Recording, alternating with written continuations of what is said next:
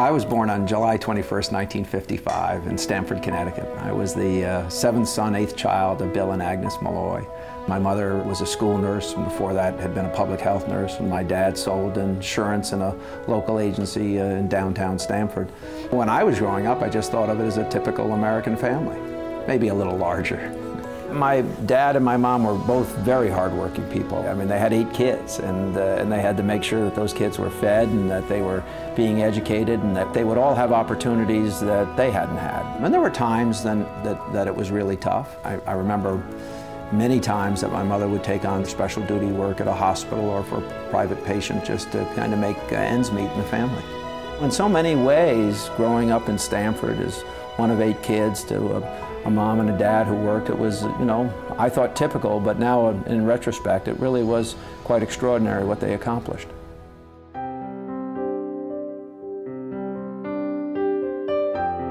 Well, I grew up in a personal way, very different than most other kids when I was growing up. I mean, I had been born with some pretty severe disabilities, dyslexia and other disorders that really made it very difficult for me to learn like other people did.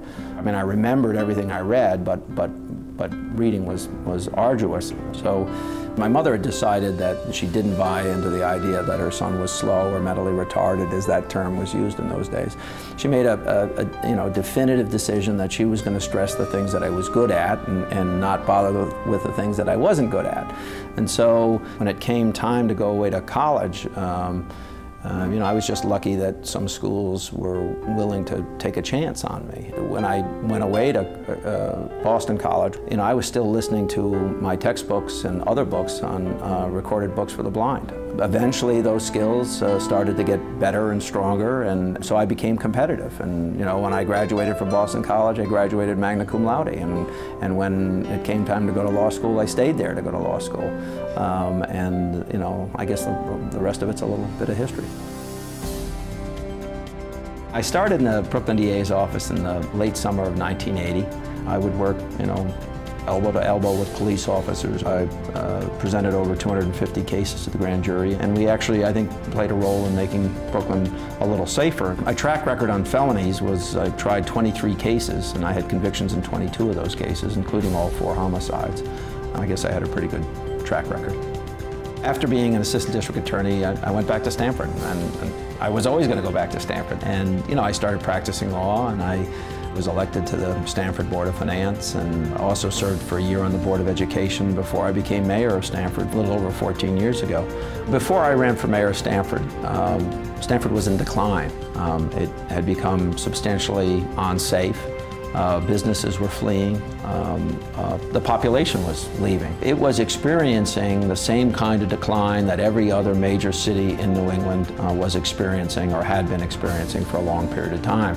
And I just decided in my own mind that I wanted to make Stamford a stronger, safer place. I wanted there to be at least one Connecticut city that would shine, and I wanted it to be the place that I had been born and raised in.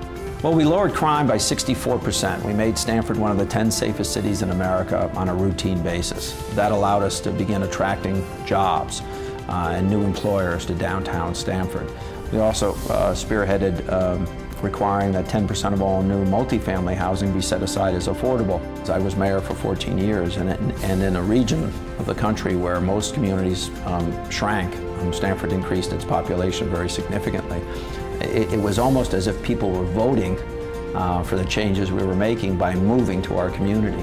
And I just, you know, I firmly believe it's a better, stronger place today because of the things that we were able to accomplish together. I'm running for governor of Connecticut because Connecticut needs to change. And I believe that as a former prosecutor and a former mayor and somebody who's been involved in community and in commerce, that I have the skill set necessary to get the job done. I'd like to restore people's hope that Connecticut state government can deal with its problems, that it can put its economic house in order, that we can balance our budgets, that we could have a focus on job creation and job retention, that we can take on the issue of school reform and lead the nation in that regard. I want the people of Connecticut to be proud that they're from Connecticut. I want them to be proud because they have the most efficient state government in the nation.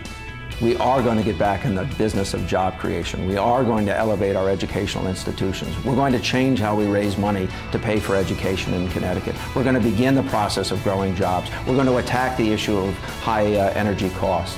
If you believe, as I do, that Connecticut's best days could be ahead of it and not behind it, then you really should be supporting me, because together we're going to get the job done.